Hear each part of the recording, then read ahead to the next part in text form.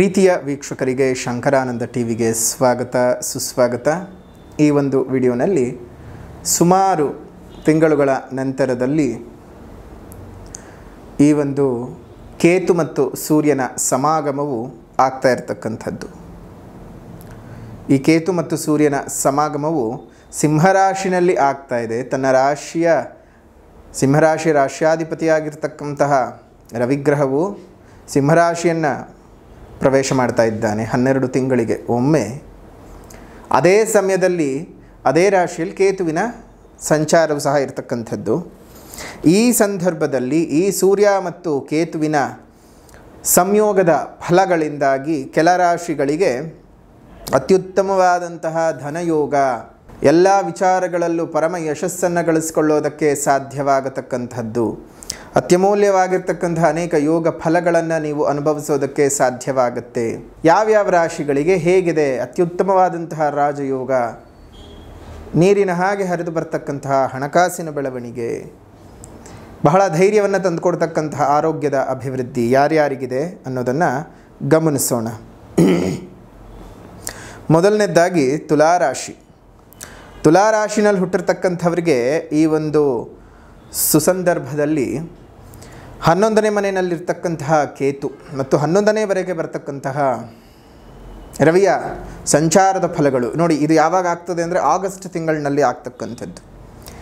ಆಗಸ್ಟ್ನಲ್ಲಿ ಯಾವಾಗ ಸೂರ್ಯ ಸಂಕ್ರಮಣವು ಉಂಟಾಗ್ತದೆ ಸಿಂಹರಾಶಿಗೆ, ಆಗ ಅಲ್ಲಿಂದ ಸಿಂಹ ರಾಶಿಯಲ್ಲಿ ರವಿಯ ಸಂಚಾರ ಮಾಡುವಂಥ ಸಂದರ್ಭದಲ್ಲಿ ಆ ಸಂಯೋಗದ ಫಲಗಳಿಂದಾಗಿ ತುಲಾರಾಶಿಯವರಿಗೆ ಮೊಟ್ಟ ಮೊದಲನೆಯದ್ದಾಗಿ ನಿಮ್ಮ ಆದಾಯದಲ್ಲಿ ಹೆಚ್ಚಳ ಆಗ್ತಕ್ಕಂಥದ್ದು, ಹೊಸ ಆದಾಯದ ಮೂಲಗಳ ವೃದ್ಧಿ ಆಗ್ತಕ್ಕಂಥದ್ದು, ಆರೋಗ್ಯದಲ್ಲಿ ಸುಧಾರಣೆ ಆಗುವಂಥದ್ದು, ನಿಮ್ಮ ಆರ್ಥಿಕ ಪರಿಸ್ಥಿತಿ ಬಹಳ ಬಲವಾಗುವಂಥದ್ದು, ಹಠಾತ್ ಆರ್ಥಿಕ ಪ್ರಯೋಜನಗಳನ್ನು ಪಡೆದುಕೊಳ್ಳುವಂತಹದ್ದು, ವಿದೇಶಿ ಸಂಬಂಧಿತ ಕೆಲಸವನ್ನು ಮಾಡ್ತಕ್ಕಂಥವ್ರಿಗೆ ಬಹಳ ಲಾಭಗಳು ಉಂಟಾಗ್ತಕ್ಕಂಥದ್ದು, ಮನಸ್ಸಿಗೆ ಬಹಳ ಸಂತೋಷದಾಯಕವಾಗಿರ್ತಕ್ಕಂತಹ ಘಟನೆಗಳು ನಡೀತಕ್ಕಂಥದ್ದು, ಪ್ರೇಮ ವಿವಾಹಕ್ಕೆ ಸಂಬಂಧಪಟ್ಟಂತಹ ಮಾತುಕತೆಗಳು ಫಲಪ್ರದವಾಗ್ತಕ್ಕಂಥದ್ದು, ವ್ಯಾಪಾರದಲ್ಲಿ ನೀವು ಅಂದುಕೊಂಡದ್ದಕ್ಕಿಂತ ಹೆಚ್ಚಿನ ನಿರೀಕ್ಷೆಯ ಲಾಭವನ್ನು ನೀವು ಗಳಿಸ್ತಕ್ಕಂಥದ್ದು ಆಗತ್ತೆ.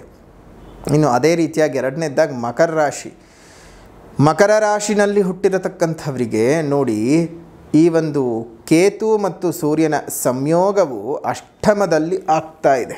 ಅಷ್ಟಮದಲ್ಲಿ ಆಗ್ತಾ ಇರೋದ್ರಿಂದಾಗಿ ಒಂದಷ್ಟು ಕಾಲ, ಸಂಯೋಗ ಇದ್ದಷ್ಟು ಕಾಲ ಮಾತ್ರ ಶುಭ ಫಲಗಳನ್ನು ನೀವು ಅನುಭವಿಸೋದಕ್ಕೆ ಸಾಧ್ಯವಾಗುತ್ತೆ. ಸಂಯೋಗ ಇದ್ದಷ್ಟು ಕಾಲ ಮಾತ್ರ ನೀವು ಶುಭ ಫಲಗಳನ್ನು ಅನುಭವಿಸೋದಕ್ಕೆ ಸಾಧ್ಯವಾಗುತ್ತೆ. ಅಷ್ಟು ಮಾತ್ರ ಅಲ್ಲ, ಈ ಒಂದು ತಿಂಗಳಿನಲ್ಲಿ ಈ ಒಂದು ಸಂಯೋಗದ ಸಂದರ್ಭಗಳಲ್ಲಿ ಬಹುಕಾಲದಿಂದ ನಿರೀಕ್ಷೆ ಮಾಡ್ತಾ ಇದ್ದಂತಹ ಅನೇಕ ಕೆಲಸ ಕಾರ್ಯಗಳು ನಿಮಗೆ ಕುದುರುತ್ತೆ ಮತ್ತು ನಿಂತೋದಂತಹ ಕೆಲಸ ಕಾರ್ಯಗಳು ಸಹ ಪುನಃ ಪ್ರಾರಂಭವಾಗ್ತಕ್ಕಂಥದ್ದು. ಬಾಕಿ ಉಳಿಸ್ಕೊಂಡಂತಹ ಅನೇಕ ಕೆಲಸ ಕಾರ್ಯಗಳಲ್ಲಿ ನೀವು ಒಳ್ಳೆ ರೀತಿಯಾದಂತಹ ಒಂದು ಘಟನೆಗಳನ್ನು ನೀವು ನೋಡ್ತೀರಾ. ಸ್ಪರ್ಧಾತ್ಮಕ ಪರೀಕ್ಷೆಗಳಲ್ಲಿ ವಿದ್ಯಾರ್ಥಿಗಳು ಬಹಳ ಲಾಭವನ್ನು ಗಳಿಸ್ತಾರೆ. ಸಮಯಕ್ಕೆ ತಕ್ಕಂತೆ ನಿಮಗೆ ಅನುಕೂಲತೆಯ ಮಹಾವೃದ್ಧಿ ಬರ್ತಕ್ಕಂತಹದ್ದು ಆಗತ್ತೆ. ನಿಮ್ಮ ಈ ಒಂದು ಮಕರ ರಾಶಿಯವರಿಗೆ ಕೇತು ಮತ್ತು ಸೂರ್ಯನ ಸಂಯೋಗ ಬಹಳ ಅನುಕೂಲದಾಯಕವಾದಂಥ ವಾತಾವರಣ ತಂದುಕೊಡುತ್ತೆ. ಇನ್ನು ಅದೇ ರೀತಿಯಾಗಿ ಈ ಒಂದು ಸಂಯೋಗ ಆಗ್ತಾ ಇರತಕ್ಕಂಥದ್ದು ಸಿಂಹರಾಶಿಯಲ್ಲಿ. ಹಾಗಾದರೆ ಸಿಂಹರಾಶಿಯವರಿಗೇನಾದರೂ ಶುಭ ಫಲಗಳಿದೆಯಾ ಅಂದರೆ ಖಂಡಿತವಾಗಿಯೂ ಇದೆ. ಈ ಸಿಂಹರಾಶಿಯವರಿಗಂತೂ ಬಹಳ ಅನುಕೂಲಕರವಾದ ವಾತಾವರಣ, ನಿಮ್ಮಲ್ಲಿ ಆತ್ಮವಿಶ್ವಾಸ ಜಾಸ್ತಿ ಆಗ್ತಕ್ಕಂಥದ್ದು, ಬಹಳ ದಿವಸಗಳಿಂದ ನಿಂತೋದಂಥ ಅನೇಕ ಕಟ್ಟಡ ನಿರ್ಮಾಣ ಕೆಲಸ ಕಾರ್ಯಗಳನ್ನು ಪುನಃ ಶುರು ಮಾಡ್ತೀರಿ. ಹಣಕಾಸಿನ ಒಳಹರಿವು ತುಂಬಾ ಚೆನ್ನಾಗಾಗುತ್ತೆ.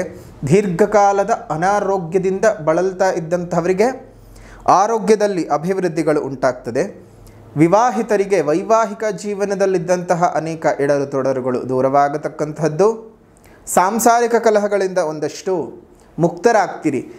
ಅರ್ಥ ಮಾಡ್ಕೊಳ್ಳಿ, ಇದು ಕೇವಲ ಸಂಯೋಗವಾದಂತಹ ಕೆಲ ದಿವಸಗಳ ಫಲಗಳು ಮಾತ್ರವೇ ಆಗಿದೆ. ಸಂಪೂರ್ಣವಾದ 18 ತಿಂಗಳ ಫಲಾನುಫಲಗಳಲ್ಲ. ಬರೆದಿಟ್ಕೋಬೇಕು, ಅರ್ಥ ಮಾಡ್ಕೋಬೇಕು. ಮತ್ತು ಸಂಗಾತಿ ಜೊತೆಗೆ ಒಂದಷ್ಟು ಸಾಮರಸ್ಯದ ಬದುಕನ್ನು ಈ ಸಮಯದಲ್ಲಿ ನೀವು ನೋಡ್ತೀರಿ. ಅವಿವಾಹಿತರಿಗೆ ವಿವಾಹದ ಒಂದು ಮಾತುಕತೆಗಳು ಸಹ ಬರುವಂತಹ ಸಾಧ್ಯತೆಗಳಿದ್ದಾವೆ. ಇದಿಷ್ಟು ಸಿಂಹರಾಶಿಯವ್ರಿಗೆ ಸಂಬಂಧಪಟ್ಟದ್ದು. ಒಟ್ಟಾರೆಯಾಗಿ ಈ 3 ರಾಶಿಗಳಿಗೆ ಸೂರ್ಯ ಮತ್ತು ಕೇತುವಿನ ಸಂಯೋಗದ ಫಲಗಳಿಂದಾಗಿ ಬಹಳ ಯೋಗ ಫಲವನ್ನು ಅನುಭವಿಸ್ತೀರಿ.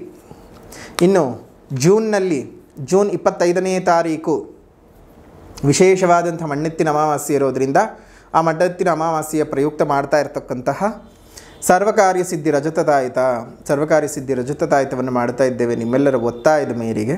ಹಾಗಾಗಿ ಈ ಒಂದು ಪರಮಾವಾಸ್ಯೆಯ ಪರ್ವಕಾಲದಲ್ಲಿ ಮಾಡ್ತಾ ಇರತಕ್ಕಂತಹ ಮೂಲಿಕಾ ತಾಯಿತ, ಹಲವು ಮೂಲಿಕೆಗಳನ್ನು ಸೇರಿಸಿ ಮಾಡುವಂತಹ ಈ ಒಂದು ರಜತ ತಾಯಿತವನ್ನು ನೀವು ಧರಿಸಿಕೊಳ್ಳೋದ್ರಿಂದ ದೃಷ್ಟಿದೋಷಗಳು, ಕೃತ್ರಿಮ ದೋಷಗಳು, ಮಾಟಮಂತ್ರ ದೋಷಗಳು ತುಂಬ ಪ್ರಯತ್ನ ಪಡ್ತಾ ಇದ್ದೇವೆ, ನಮ್ಗೆ ಯಾವುದೇ ಕೆಲಸ ಕಾರ್ಯಗಳಲ್ಲಿ ಅಭಿವೃದ್ಧಿ ಆಗ್ತಾ ಇಲ್ಲ, ಶುಭ ರೀತಿಯಾದ ಫಲಾನುಫಲಗಳು ಸಿಗ್ತಾ ಇಲ್ಲ ಅಂತ ಹೇಳಿ ತುಂಬ ನೋವನ್ನು ಏನಾದರೂ ನೀವು ಮಾಡಿಕೊಳ್ತಾ ಇದ್ದರೆ ಈ ತಾಯಿತವನ್ನು ನಿಮ್ಮ ಬಲತೋಳಿನಲ್ಲಾಗಲಿ ಅಥವಾ ಕತ್ತಿನಲ್ಲಾಗಲಿ ಧರಿಸಿ.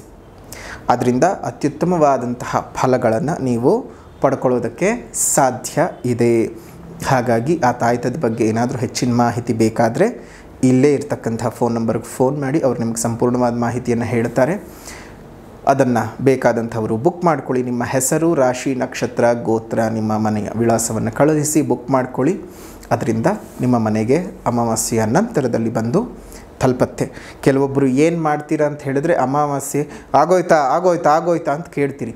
ಅದೇನು ಮರದಲ್ಲಿರೋ ಹಣ್ಣ? ಅರ್ಥ ಮಾಡ್ಕೊಳ್ಬೇಕಲ್ವ. ಇವತ್ತು ಅಮಾವಾಸ್ಯೆ ಆಗಿದೆ, ಅಮಾವಾಸ್ಯೆ ಆದಮೇಲೆ ನಿಮ್ಮ ಮನೆಗೆ ಬಂದು ತಲುಪೋದಕ್ಕೆ ಅದಕ್ಕೊಂದಷ್ಟು ಸಮಯ ಅನ್ನೋದು ಬೇಕು. ಅಮಾವಾಸ್ಯೆ ದಿವಸನೇ ಅಥವಾ ಅಮಾವಾಸ್ಯೆ ಆಗಿದ್ದು ಮಾರನೇ ದಿವಸನೇ ಬಂದು ನಿಮ್ಮ ಮನೆಗಳ ಬಗ್ಗೆ ಪೋಸ್ಟ್ ಲೇನ್ ತಲುಪಲ್ಲ. ಪೋಸ್ಟ್ ತಂದುಕೊಡೋನು ಮನುಷ್ಯನೇ, ಮೆಷಿನ್ ಅಂತೂ ಅಲ್ಲ. ಅದಕ್ಕೊಂದು ವಾರ ಟೈಮ್ ಬೇಕಾಗುತ್ತೆ. ಅಮಾವಾಸ್ಯೆ ಆಗಿ ಒಂದು 6-7 ದಿನದ ಒಳಗಡೆ ನಿಮಗೆ ಬಂದು ತಲುಪತ್ತೆ. ಸಾಧ್ಯ ಇರುವಂಥವರು ಬುಕ್ ಮಾಡ್ಕೊಳ್ಳಿ. ಅರ್ಜೆಂಟ್ ಅಂತೂ ಮಾಡ್ಕೊಳ್ಳೋಕ್ಕೆ ಹೋಗಬೇಡಿ. ಅಮಾವಾಸ್ಯೆ ದಿವಸ ನಿಮ್ಮ ಹೆಸರಿನಲ್ಲಿ ತಾಯಿತಗಳಾಗಿ, ಮತ್ತು ತಾಯಿತಗಳಾಗಿದ್ದ ತಕ್ಷಣ ಅಮಾವಾಸ್ಯೆ ದಿವಸನೇ ನಾವು ಖಂಡಿತವಾಗಿಯೂ ಕೊರಿಯರ್ ಕಳಿಸೋದಿಲ್ಲ. ಅದರ ನೆಕ್ಸ್ಟ್ ಡೇ ಅದನ್ನೆಲ್ಲ ಪ್ಯಾಕಿಂಗ್ ಆಗಿ, ಎಷ್ಟು ಜನ ಬುಕ್ ಮಾಡ್ಕೊಂಡಿರ್ತಾರೆ ಎಲ್ಲರಿಗೂ ಪ್ಯಾಕಿಂಗ್ ಆಗಿ ಅವ್ರಗಳ ಅಡ್ರೆಸ್ಗಳನ್ನೆಲ್ಲ ಬರೆದು ಯಾರಿಗೂ ಮಿಸ್ ಆಗಬಾರ್ದು. ಆ ರೀತಿಯಾಗಿ ಎಲ್ಲರಿಗೂ ಸಹ ಕಳುಹಿಸಿ ಕೊಡಬೇಕು. ಹಾಗಾಗಿ ಒಂದಷ್ಟು ಸಮಯ ಹಿಡಿಯುತ್ತೆ. ತಾಳ್ಮೆಯಾಗಿ ನೀವು ಮೆಸೇಜ್ ಮಾಡಿ ಅದಕ್ಕೆ ಅವರು ರಿಪ್ಲೈ ಕಳಿಸಿರ್ತಾರೆ, ಇಂಥ ದಿವಸ ಬರುತ್ತೆ ಅಂತ. ಆವಾಗ ನಿಮಗೆ ಬಂದು ತಲುಪತ್ತೆ. ಯೋಚನೆ ಮಾಡೋದಂತೂ ಬೇಡ.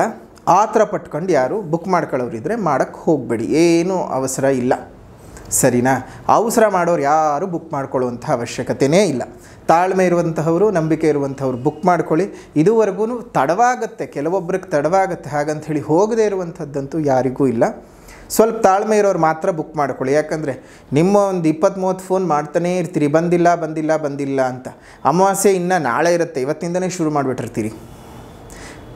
ಆ ಥರ ಅರ್ಜೆಂಟ್ ಮಾಡೋರಿಗಂತೂ ನಾವು ಮಾಡಿಕೊಡೋದೇ ಇಲ್ಲ. ತಾಳ್ಮೆ ಇರೋರು ಮಾಡ್ಕೊಳ್ಳಿ. ಒಳ್ಳೆಯದಾಗಲಿ, ಶುಭವಾಗಲಿ.